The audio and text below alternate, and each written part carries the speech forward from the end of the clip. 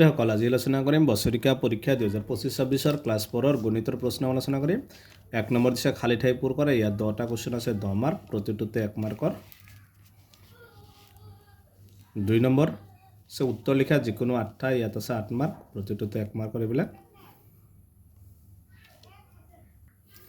3 number পূৰণফল ওলোৱা, ইয়াত আছে 3 মাৰ্ক। 4 নম্বৰটোত আছে 2 মাৰ্ক, 5 নম্বৰটোত আছে 4 মাৰ্ক, 6 নম্বৰ প্ৰশ্নত আছে 3 মাৰ্ক, 7 নম্বৰটোত আছে 2 মাৰ্ক, 8 নম্বৰতো 2 মাৰ্ক, 9 নম্বৰতো 2 মাৰ্ক আছে, 10 নম্বৰতো 2 মাৰ্ক। এইবিলাক সব 2 মাৰ্কৰ প্ৰশ্নকেইটা তোমালোকে চাবা।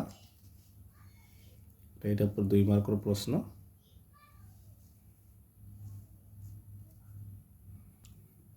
তাৰপিছত 19 নম্বৰৰ পৰা 3 মাৰ্কৰ আছে।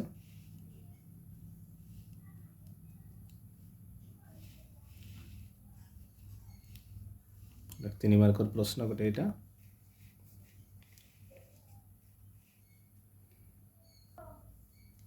তলৰ ইংৰাজী শব্দবোৰৰ অসমীয়া প্ৰতিশব্দ লিখা 2 মাৰ্ক। কংহৰ লগত খংহ মিলোৱা, ইয়াত আছে 4 মাৰ্ক আছে।